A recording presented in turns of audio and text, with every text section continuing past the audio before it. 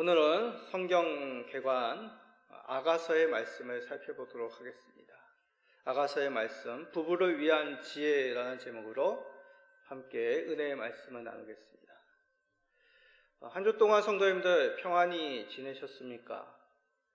우리가 살아가면서 한 주 동안 여러 사람들을 만났을 줄 압니다.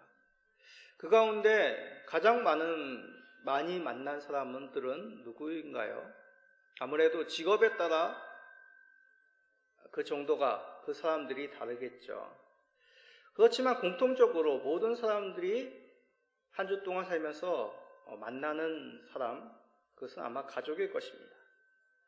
가족은 모든 사람에게 있어서 가장 기본적이고 가장 가까운 공동체입니다.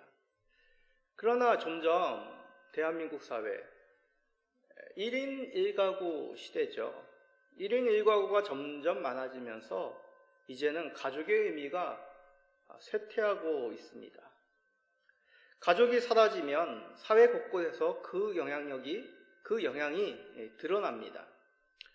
결혼이 줄어들고 자녀 수가 줄어들겠죠. 사람 수가 줄어든다는 얘기는 뭡니까? 사람 수가 준다는 것은 경제적인 활동, 노동이 줄어든다는 얘기입니다. 이런 현상, 지방일수록 더 심해진다고 합니다. 급속도로 인구가 줄고, 젊은 세대가 줄고, 또 자녀들의 숫자가 줄어들고 있는 지방의 지금 모습입니다. 자, 이를 개선하기 위해서 무엇이 필요할까요? 바로 결혼입니다. 결혼이 늘어나면 자녀가 늘고, 자녀가 늘면 가족 공동체는 점점 많아지겠죠. 가족 공동체가 많아진다, 그 구성원 수가 많아진다는 얘기는 소비의 인구, 노동의 인구가 늘어난다는 의미가 됩니다. 이제 그런 경제, 노동의 인구가 늘어나면 그 지역 경제가 활성화가 되겠죠. 그러나 안타까운 것은 대한민국 사회가 점점 결혼하기가 힘들어지는 흐름입니다. 성별의 대립, 데이트 폭력, 경제적인 부담, 결혼 후에도 여러 가지 문제점들이 곳곳에서 일어나고 있습니다. 작년 한 해 우리나라 혼인 건수는 19만 3,657건이었다고 합니다. 이혼 건수는 9만 2,394건이었습니다. 이 수치로만 따진다면 1년 동안 이혼의 수치는 혼인의 거의 50%에 육박하고 있습니다. 더 충격적인 사실은 현재 우리나라 이혼율은 OECD 가입국 중 9위이며 아시아 지역에서는 1위라고 합니다. 결혼의 중심은 부부입니다. 그런 의미 가운데 대한민국 사회는 지금 부부의 위기라고 할 수 있습니다. 우리 그리스도인들은 이러한 세상 속에서 바른 부부의 관계를 나타낼 수 있는 희망입니다. 우리에게는 어떤 부부의 가치관이 있습니까? 세상 가치관이 아닌 하나님 중심적인 부부의 가치관이 무엇보다도 우리 성도들에게는 필요합니다. 그런 의미에서 아가서는 우리에게 성경적인 이 부부관을 중점적으로 말씀하고 있습니다. 젊은 세대들에게도 부부란 어떤 의미인지를 미리 알 수 있는 그 말씀이 바로 이 아가서라 할 수 있습니다. 오늘 말씀을 통해 하나님 백성다운 부부에 대한 지혜를 바로 알고 부부관계를 가정 아름답게 세워가시는 우리 모든 성도님 되시기를 예수 그리스도의 이름으로 축복드립니다. 자, 먼저 아가서에 대해서 잠시 소개를 하면 이 아가, 이게 무슨 말일까요? 이제 한자죠. 우아할 노래, 가로 이루어진 말입니다. 우리나라 민속음악 중에 궁중음악을 아악이라고 합니다. 그러기에 아가서라는 이 한자의 의미는 궁중의 노래, 왕의 노래라는 의미입니다. 자, 히브리어도 그런 의미가 담겨져 있는데요. 히브리어로는 이 아가서의 제목, 노래 중에 노래라는 뜻입니다. 가장 뛰어난 노래라는 얘기겠죠. 그러나 이러한 노래의 제목과는 달리 아가서는 무척이나 이해하기 힘든 말씀입니다. 성도님들은 아가서를 읽어보셨습니까? 유대 사회에서는 이 아가서를 성인 30세 이상만 읽도록 그렇게 옛날 유대 사회에서는 말했다고 합니다. 왜냐하면 대부분의 내용이 남녀의 사랑의 노래이기 때문입니다. 우리도 아가서를 얼핏 읽어보면 남녀의 사랑처럼 보입니다. 그러나 이 속에는 단지 남녀의 사랑만이 아니라 여러 가지 내용들이 담겨져 있습니다. 이런 어려움이 있기에 루터라든지 칼뱅조차도 이 아가서를 해석하지 않거나 해석하는데 무척 어려움을 느꼈다고 합니다. 아가서에는 솔로몬 왕, 수넴의 젊은 여자, 그리고 이를 찬미하는 찬양대가 등장합니다. 주된 내용은 솔로몬 왕과 수넴 여인의 이 사랑의 고백, 사랑의 노래가 대부분이지만 이 속에는 사랑의 노래로 보아야 할지 아니면 하나님과 언약 백성의 관계를 보아야 될지 여러 가지 해석이 필요합니다. 또 이 전체적인 하나의 줄거리로 보아야 될지 아니면 여러 그 사랑의 시의 모음집인지 또 구분은 해야 되는 것이죠. 이 속에서 얻어야 할 지혜가 무엇인지에 대한 또 학자들만의 분분한 의견들이 있습니다. 그러기에 이 참 아가서는 어려운 말씀입니다. 이 어려움 속에서 우리가 받을 수 있는 정도로만 읽고 받아들이는 것이 지혜롭습니다. 그래서 우리는 아가서를 통해 하나님이 말씀하시는 이 부부의 관계에 있어서 가져야 할 그 바른 지혜를 중점적으로 살펴보면 좋겠습니다. 먼저 부부는 관계적 친밀함이 있어야 된다라고 말씀합니다. 자, 아가서 2장 2절에서 3절을 읽어봅시다. 여자들 중에 내 사랑은 가시나무 같은데 백합화 같도다. 남자들 중에 나의 사랑하는 자는 숲을 가운데 사과나무 같구나. 내가 그 그늘 안에 앉아서 심히 기뻐하였고 그 열매는 내 입에 달았도다. 자, 부부는 서로에 대해서 노래합니다. 어떻게 얘기하냐면 가시나무 가운데 백합화다. 또 남자를 뭐라고 얘기합니까?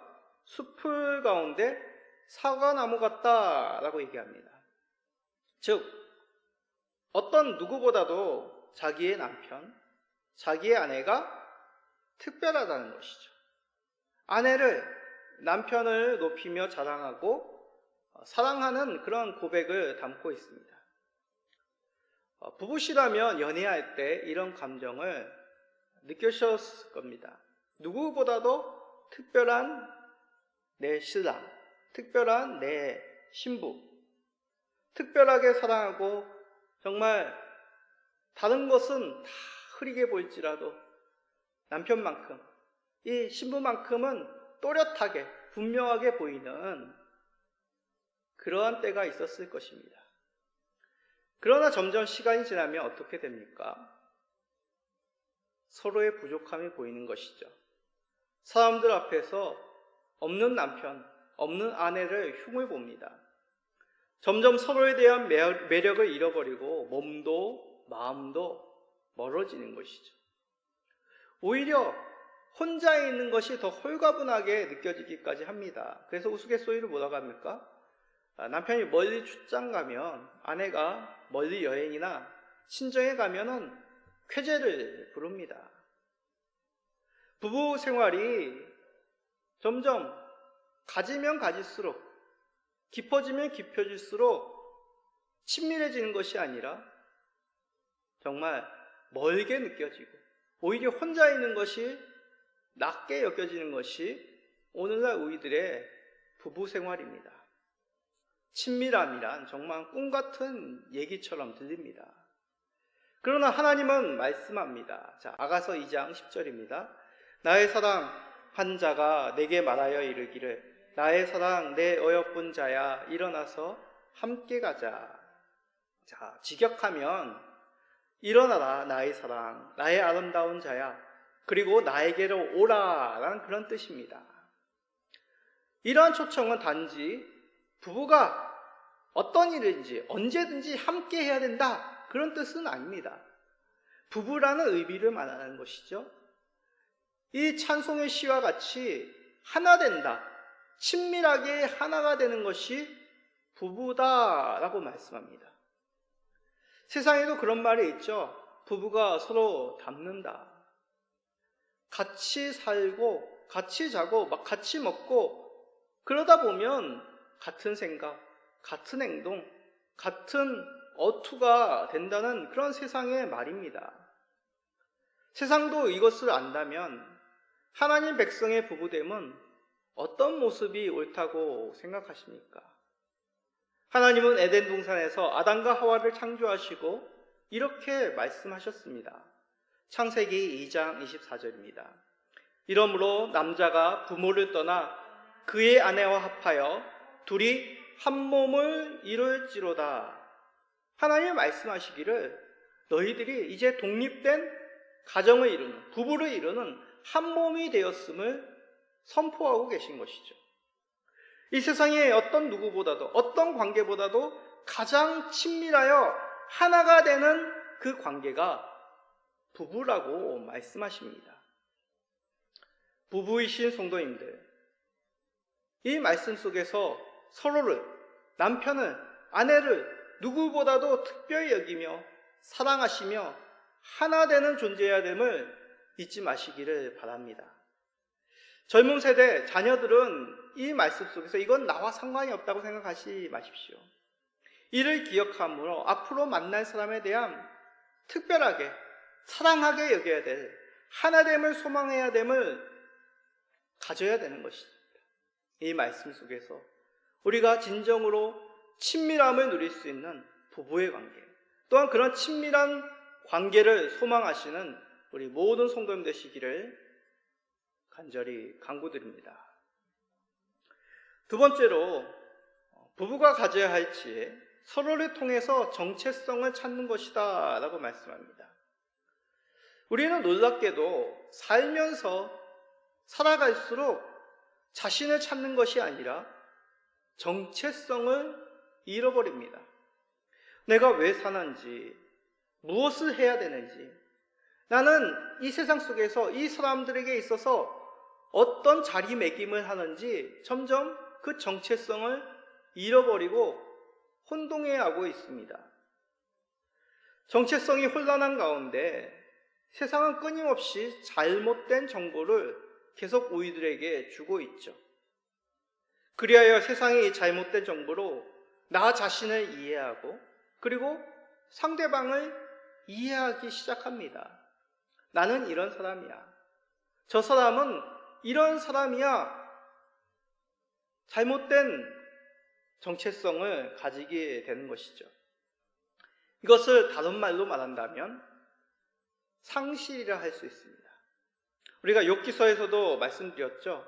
욥기서에서는 어떤 외부적인 일로 인하여서 상실감을 누리는 그런 모습을 보았습니다. 그러나 그런 뜻하지 않는 사건들, 외부적인 사건만이 아니라 일상 속에서도 나의 가치관 속에서도 상실을 가질 수 있다는 것입니다. 그 상실하는 일상, 부부관계도 마찬가지입니다.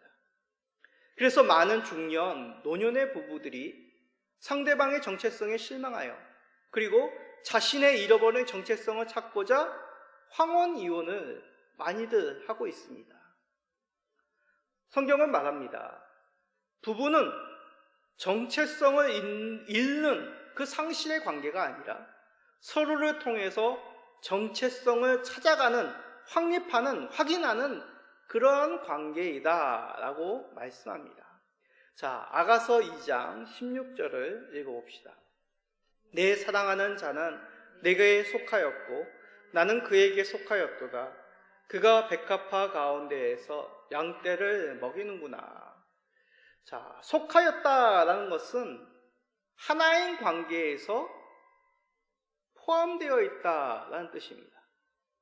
그러기에 속하지 않으면 불완전한 상태라는 뜻이죠. 이는 하나님께서 사람에게 하신 말씀과도 일치됩니다. 자, 창세기 2장 28절 읽어봅시다. 여호와 하나님이 이르시되 사람이 혼자 사는 것이 좋지 아니하니 내가 그를 위하여 돕는 배필을 지으리라 하시니라. 이 말씀은 혼자 사는 것이 잘못되었다 그런 뜻은 아닙니다. 사람이란 정체성을 말씀하시는 것이죠. 사람이란 존재는 어떻습니까? 부부의 관계를 통하여 하나됨을 누리는 것이 온전함을 이루는 길이다라는 뜻입니다. 즉 부부됨으로 사람의 온전함을 누릴 수 있다는 것이죠. 세상은 말합니다. 부부의 관계에서 해방되어 자유를 누리십시오. 잠시 자유를 누릴 수는 있겠습니다. 그러나 하나님의 창조한 그 사람의 정체성, 나의 진정한 정체성을 찾는 것은 혼자를 통하여서는 불가하다는 얘기입니다. 왜입니까? 사람은 누구나가 나 혼자서 나라는 그 자아를 찾을 수가 없기 때문입니다. 누군가를 통해서, 누구와 함께함을 통하여 나라는 사람은 어떤 사람이구나 라는 것을 깨닫게 되는 것이죠. 그 정점이 바로 부부의 관계라는 얘기입니다. 왜 그렇습니까? 상대방은 나와 다른 성별입니다. 다른 생각을 합니다. 다른 언어를 쓰고 있습니다. 다른 감정을 품고 있습니다. 그러기에 그런 상대방을 통해서 나, 그리고 상대방은 서로에 대해서 정체성을 세우게 되는 것이죠. 이러한 관계 속에서 준비가 필요하고 성숙함이 필요한 이유는 이것입니다. 다르기 때문에, 다른 생각을 품기 때문에 자칫하면 혐오가 되고 미움이 되고 공감이 아니라 서로를 배척하는 그런 원수지간이 쉽게 될 수 있습니다. 그것이 아니라 내가 누구인지, 그 사람은 누구인지를 그 관계 속에서, 부부의 관계 속에서 찾아야 되는 것이죠.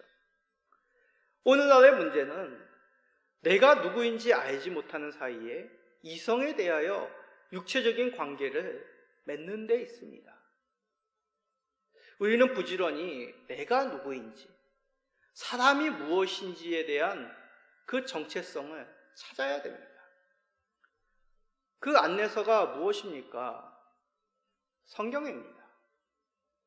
하나님 백성에서 기본적인 이 사람이 누구인지, 서로에 대한 그 정체성을 찾는 안내서가 성경이라는 얘기죠. 그러기에 믿음의 부모의 훈계에 귀를 기울인 것이 지혜입니다. 또 부부를 통해서 나를 찾고 상대방을 찾고 우리는 이 성경 속의 원리 속에서 그 의미를, 그 아름다운 모습을 찾아야 됩니다. 그 중심이 이 아가서임을 기억하여 말씀을 통하여 하나님이 주신 나, 그리고 하나님이 나에게 베풀어 주신 아내를 통하여, 남편을 통하여 자신의 모습을, 서로의 모습을 찾아가시는 우리 모든 성도님 되시기를 간절히 기도드립니다. 자, 마지막으로 부부에 대해서 필요한 지혜, 서로를 통해 가져야 할 궁극적인 보석을 발견한다는 것입니다. 보석이라 하였습니다. 무엇보다도 값지고 소중히 여겨야 할 가치를 부부의 관계 속에서 찾을 수 있다는 얘기죠. 그것이 무엇일까요? 오직 이 사람만 사랑한다는 그 순결한 사랑입니다. 자, 아가서 8장 6절입니다. 너는 나를 도장같이 마음에 품고 도장같이 팔에 두라. 사랑은 죽음같이 강하고 질투는 수월같이 잔인하며 불길같이 일어나니 그 기세가 여호와의 불과 같으니라. 자, 유대 문화 가운데 도장이란 것은 자신의 소유에 대한 확증입니다. 도장을 찍는다는 것은 이건 내 거다, 내 거다, 그런 것이죠. 근데 그런 도장은 어디에 품는다고요? 마음에 품고, 손에 둔다는 것은 손에 묶는다는 얘기입니다. 이것은 뒤에 나오는 죽음같이 강한 사랑, 불타는 질투같이 한 남자만을, 한 여자만을 순결하게 사랑한다라는 그런 의미입니다. 이해되십니까? 요즘은 잘 이해되지 않는 말씀이죠. 무슨 남편은 아내를 그렇게 유란하게 사랑하는가? 이 사람도 사랑하고 애인은 따로 있고 남친은 따로 있고 여친은 따로 있고. 물론 우리가 살아가면서 부부관계만이 인생의 전부는 아닙니다. 자녀들도 사랑하고 부모도 사랑하고 우정도 있고 동료애도 있고 그렇습니다. 다른 무엇인가를 열정적으로 사랑할 수가 있는 것이죠. 그러게 이 말씀은 다른 무엇인가를 사랑해서는 마음을 주어서는 안 된다라는 그런 뜻은 아닙니다. 부부의 관계를 통해서 깨달아야 할 사실, 지켜야 할 그것, 그 보석, 바로 오직 이 사람만을 나의 한 지체로 사랑하는 그 순결한 사랑이 있음을, 이루어야 됨을 깨달아야 된다는 것이죠. 부부의 관계는 바로 그 정점에 있습니다.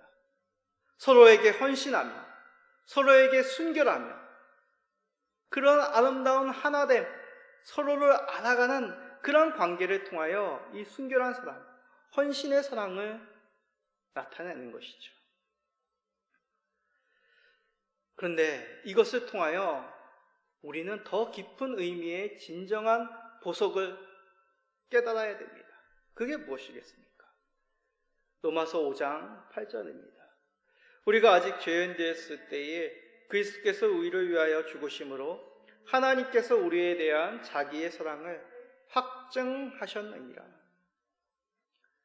우리가 하나님께서 독생자를 보내주시며 구원받은 백성이 되었습니다.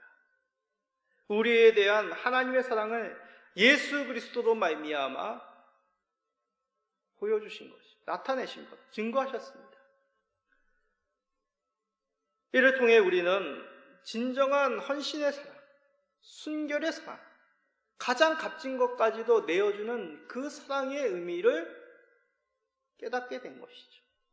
말만이 아니라 그냥 머리로서 어떤 관념이 아니라 실제로 그러한 아름다운 순결한 사랑, 내가 너만을 위하여, 너를 구원하기 위하여, 너를 내 것으로 삼기 위하여, 내 백성, 내 자녀를 삼기 위하여 가장 귀한 것을 너에게 준다.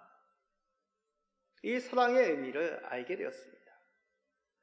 그런데 이것을 누리고 실현하는 그 정점, 이 땅 가운데서 그 삶을 누릴 수 있는 보석과 같은 그 관계가 무엇이냐? 바로 부부의 관계라고 얘기합니다.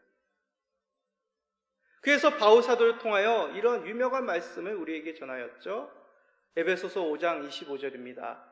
남편들아, 아내 사랑하기를 그리스도께서 교회를 사랑하시고 그 교회를 위하여 자신을 주신 같이 하라. 이것은 단지 남편들에게만 주시는 말씀이 아닙니다. 부부 사이에서 서로 사랑함으로 그리스도께서 교회를 사랑하는 것을 나타내어라, 깨달아라 라고 말씀하는 것이죠. 그래서 부부를 뭐라고 합니까? 작은 교회라고 말하는 것입니다.